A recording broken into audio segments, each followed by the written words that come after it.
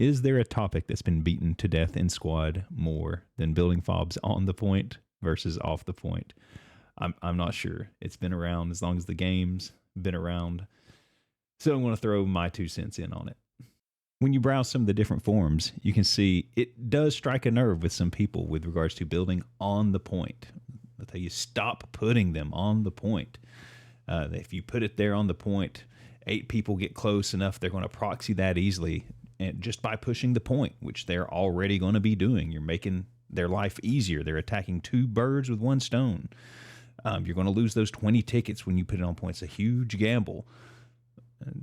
So people just hate it. I find it so stupid when SLs place a radio or an entire hab on an objective. And interestingly, you don't see too many people start posts that say the opposite. I wish squad leads would start building FOBs on point. You'll see some responses, but you don't see threads created for it. So it seems to be that the squeaky wheel is, strongly encouraging people to stop putting FOBs on the point. And I have no doubt many of these people are very experienced squad leads, some of them likely with thousands of hours. So I wanted to take a look at it, kind of throw my 2 cents on it. And I don't know, it's an interesting topic to me. Hopefully it's interesting to you too. So I'm going to set some ground rules for talking about this. I'm generally only talking about advanced and secure or random and advanced and secure. Both teams got to have a roughly even skill level, because what's the point of comparing a strategy if one of the teams sucks? It doesn't really matter. And we're going to assume your team is generally cooperating, right? You're not on some toxic team that's just not competing.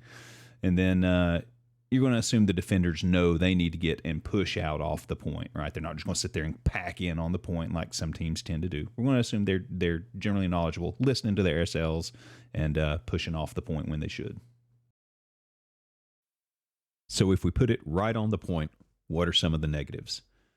Clearly, you're going to have lower concealment, because it's going to be much more likely that they're going to know where you're coming from when you're coming from on the point, right? It's going to be easier to find. The secret's out. You're not going to keep it well hidden. It's a less complex mission, like other people have said many, many times. They're quote unquote killing 2 birds with 1 stone.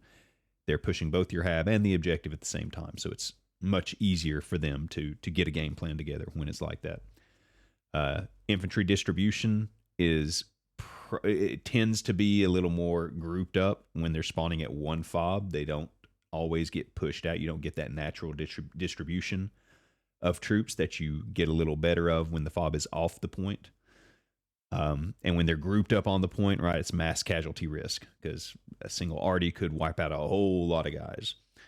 And then, of course, the backup FOB has to be placed away naturally, because you're on the point. The backup FOB is going to be a longer run if it comes into play. And if we look at the negatives for keeping the FOB off the point, well, you've kind of got the concealment is a good thing. You've got your FOB hidden, but it's also a negative thing, because enemies are going to have multiple angles to approach your FOB from. Since it's out in the woods, hidden somewhere, that means the enemy can approach your FOB in a hidden approach. So concealment works for you and against you when it comes to defending that FOB. You've got the risk of boredom. Guys having to sit back and defend the FOB are going to see much less contact, usually at the beginning, than people who are on the point will. And sometimes it gets so boring for some people. I feel sorry and have to rotate them because they're just sitting back there doing nothing. The complexity of your defense increases, because you've got 2 points, multiple points to worry about defending. Not only the objective itself, but the FOB now. When the FOB's off the point and people spawn, it's going to be a longer running distance for them to get back to their assignment. Whatever fight they were involved in or whatever area they were watching, it's going to take longer for them to get back to it, usually. Unless you're lucky, unless the engagement happened to be closer to the FOB for some reason. But most of the time, it's going to be a longer run to get back to where they were. Emplacements and fortifications, you generally don't want to use on your new FOB, because the whole advantage is they don't know where it is. And if you start putting a mortar down, shooting it off, they're going to know right where it is. And likewise, any emplacements that you put down or fortifications, other than mortars, any kind of fortifications you put down are generally not so useful at that FOB anyhow. They're less useful. They would be more useful on the point where enemies are guaranteed to be pushing. And then, of course, once the enemy knows where your FOB is, a big portion of your advantage for having the FOB off the point is gone, because the whole advantage was it's a separate place they don't yet know about. Once they know where it is, you lose a lot of that advantage. So when I'm deciding, is this a place where I want to put one on the point, what I'm looking for is how much safe zone do I have around the point? How many areas can the enemy easily and covertly get to the point? If we look at something like grain processing, I'm just going to draw a green box here to signify the kind of the buffer zone where we can easily see the enemy coming, because grain processing is just surrounded by wide open wheat fields on all sides for 150, 200 meters on every side. It is crazy hard to push this point when you have like 20 defenders packed in here. And they've got their hab in cover where it can't easily be artied. It is a nightmare to push something like this. So, yeah, what are they going to do? They've got to coordinate is the only way they can really push. They can try coming from here. They're going to be running across open field. It's going to be the same no matter which direction they push from here. And if we're paying attention and looking most directions, everywhere they come from, they're going to run into open field and likely get slaughtered. They're going to have to coordinate with artillery, with mortars, with armor, with smoke. It's going to take a lot more of them to push a point like this with a coordinated attack to do anything. Absolutely build on the point in situations like this. So I know a lot of people are going to say, well, this is fine. This is an extreme example. Sure, there's a few places where it makes sense like this, but most points are not like that. So let's go look at a different example. All right. So here we have Neva, the little city of Neva. This is an example where I would completely agree putting a hab on point here is suicide. Absolutely suicide, because there is no safe area. What you have this little patch right here that's wide open field, and everything else surrounding this point is cover. The enemy can come in from any direction that they choose. Just take your pick. They're going to come anywhere. On top of that, this point is even worse because they've got this darn hillside surrounding it. You're literally in a pit surrounded by woods. Do not build on this point. It's a horrible place to be. You need to get your hab up in these areas and worry about defending your hab up there. It's worth keeping a couple guys back to protect it while the rest of the team pushes. This is usually the kind of thing people are referring to when they're begging people not to build on point. And it makes good sense here to avoid doing it. You don't want to be down in the death pit. So let's stick with Neva for a second as an example. And now we've got our FOB off the point. So I agree this is better, but it's worth mentioning that you've got two objectives now. Neva itself is going to have to be defended, but you're also going to need to focus on defending your FOB as well. You got two critical areas. If either of these things go, you lose the point. So you've got to leave some guys back to defend, right? And you've got to have them push out into these different areas. About 2, maybe 3 guys back to defend the FOB, and they're kind of covering the northwest approach as well. They're serving double duty. And then you've got to get some guys down here. So it does complicate your defense a good bit. You've got 2 objectives to worry about. If either of them go, you're losing the point. Adding to the complexity, though, is that your off-the-point FOB is, of course, going to be in a concealed area. Usually you're going to place it down in an area that is going to keep it invisible to the enemy as best as you can. But with it being in a concealed area, that works against it as well, which means enemies are going to have an easier time approaching it, right? Same problem that we had with the defensive cap. Your FOB is also surrounded by areas that are easy to push in from. Makes life much harder. You got to start worrying about multiple approaches on multiple targets, multiple objectives, we should say. This is probably one of the biggest downsides, I would say, is yes, your team's having to split. You're going to be weaker on each objective than if you just had a singular objective with the FOB on the point. And now we add in a third objective, if we put in a backup hab, because usually when people build off the point, they're much more likely to put 2 down, which usually makes sense. So now you've got a third objective in the mix. Once again, it's going to be in a concealed area. You've got to keep some guys back to defend. They'll be helping cover this particular angle, which is great. But now you've got 3 objectives. So things get even more complicated if you're hoping to defend this. So this certainly looks much more complicated than the alternative. This also highlights one of the big positives to this approach. You're getting a lot of natural scatter with your infantry all around the point, as opposed to them being clustered up on it. So big positive here, getting that good natural scatter to help defend.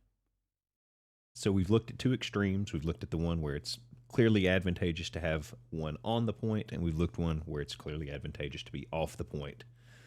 So using the same map here, Goradok, let's look at one that I would say is kind of in between. Industrial. It's going to be a place where you've got some good arguments for both sides. And in a situation like this, I'm going to say I think it honestly doesn't matter too much which way you go. It's really a matter of preference. One's not horribly weaker than the other, in my opinion. Just to kind of say how I look at it, if you've got a single, if you're building the FOB on the point, right? So you've got kind of a single objective to defend. It's a good one for that because you do have these natural walls that are built in around it. There's some gaps in the walls here, but they, especially with the ICO now, it makes it much more annoying to get into this place than it used to be. So it's got some natural walls to help fortify the position, and you've got a whole lot of open space around here that makes it difficult to approach. Let me redraw that here. You've got a lot of visible open space that people aren't going to just casually run into that's surrounding the cap, right? There are a lot of natural buffer zones there. So really the areas you have to worry about the most are the east and the west. You've got this nice road up here covering the northern approaches. You can put down some emplacements, maybe an MG bunker that's shooting out this way. Same down here, you can put another MG bunker if you feel like setting those things up. I know not everyone uses them, but it really makes life easier covering some of these angles if you have that. FOB on the point here, I think is great. It's what I tend to do on this.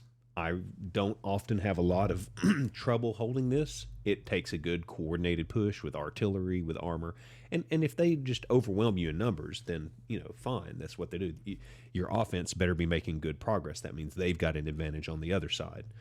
And that's just the nature of things, the back and forth play with squad. I would go on the point, but let's compare it here to one off the point. So same point here, except instead of building on the point, we built our FOB off the point. Just like we talked about before, you're going to have the concern now that you're in a concealed area. Your FOB is going to be approachable from several different areas. You're going to have fewer people defending the point because you've got to defend the FOB as well. And you're not going to be able to, probably not going to want to use emplacements as much, such as mortars or MGs, since that can reveal where this FOB is. And you're not going to have the ability of putting down barbed wire, things like that, to control the flow of people getting in and off the point. I'm not a big fan of super FOBs, but there are uses at times for things like barbed wire to funnel people in certain directions, to quickly throw a few things down here or there, an MG bunker here or there to cover a good choke point, things of that nature. So yeah, does this work? Yeah, I'm not going to scream at anyone for doing this. This is still very much workable. Your team can get in just like the enemy would be. You're going to be out here kind of denying them this area where they want to build, which is good. It's going to help give you a bigger buffer zone, but it is going to increase the time for your defenders to flow back to the point. So in this situation, right, you're much weaker against this western attack, but you're much, much stronger, of course, down here against the southeastern attack. It's really just a cat and mouse game. And it really boils down to which direction that the enemy are going to push from. I don't think you're making a huge mistake either way on this. That's just my opinion.